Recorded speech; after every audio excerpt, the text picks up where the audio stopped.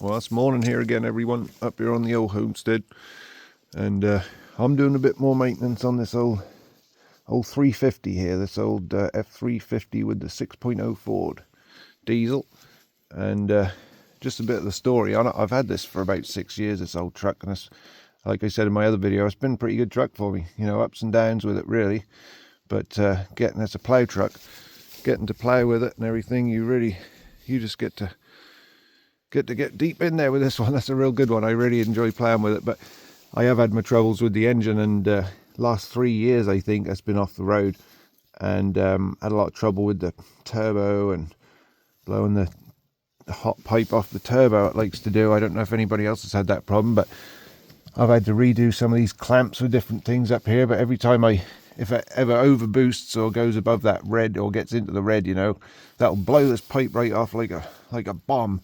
I'll just, you know, you'll be driving and that'll scare the life out of you, that bloody thing, and then you'll have no power, you know.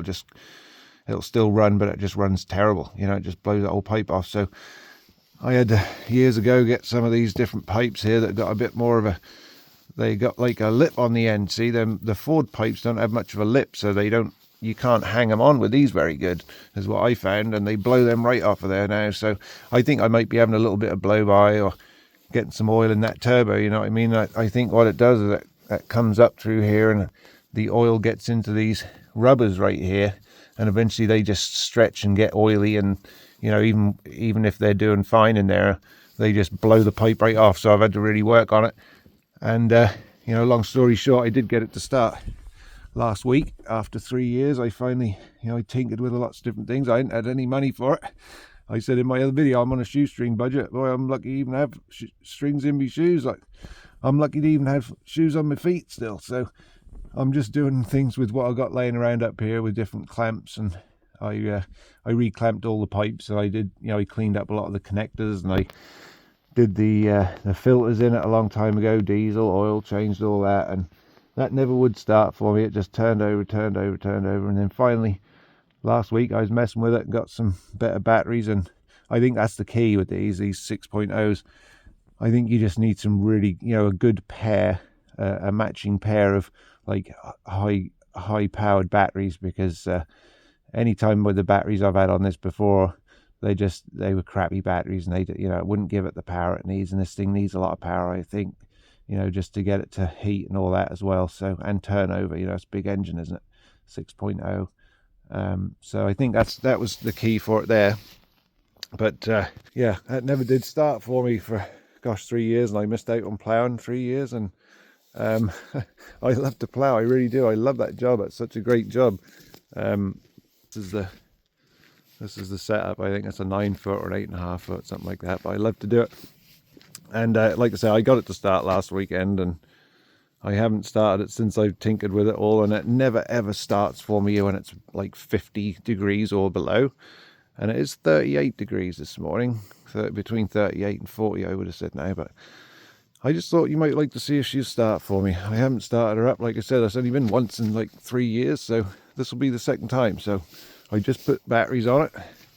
I've been running them batteries in this old fire engine I've got, so, and it doesn't have an alternator on it, so I don't know if it's been run them right down now. I didn't check. I should have put a voltmeter on it, but I thought, no, I'm going to throw them right in there and see what happens, because that's the only batteries I got, and I'm chasing them between all my different vehicles trying to keep things going. So anyway, let's have a go at it. Look, we got lights anyway. That's a good sign. I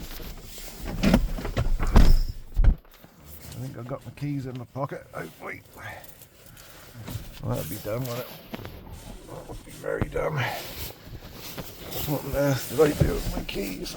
Oh dear. Ah, they're in my jacket. That would have been a great video, wouldn't it? Doing all that and then realising I didn't have my keys. So, here we go. Sorry about that. Let's give her a shot. I haven't started her up in over a week, and that, like I say, first time in 3 years. So, let's see what happens.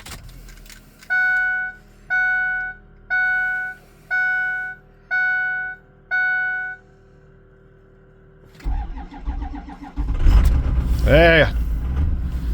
What we got any blue smoke? What we got for smoke? Oh, there's a little smoke going that way, look. Not too much though, is there really?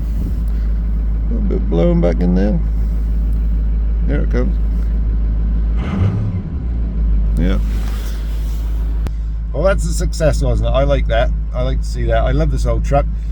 F350 dually 4x4 with the 6.0 Ford in it. Like I said, I've had a bit of ups and downs with that 6.0 Ford, but that's been a excuse me, that's been a strong engine for me, really. I have ploughed in and out of places with this truck that you wouldn't have believed, with the, you know, 2, 3, 4 feet of snow this old thing's got in. And I have had to have friends in the area get me out of a place once or twice, and they'll know who they are, and I really appreciate all their help. Gosh, people help me with ploughing all the time, but this thing has just been really good. So if you can find one of them, don't be put off by it being a dually.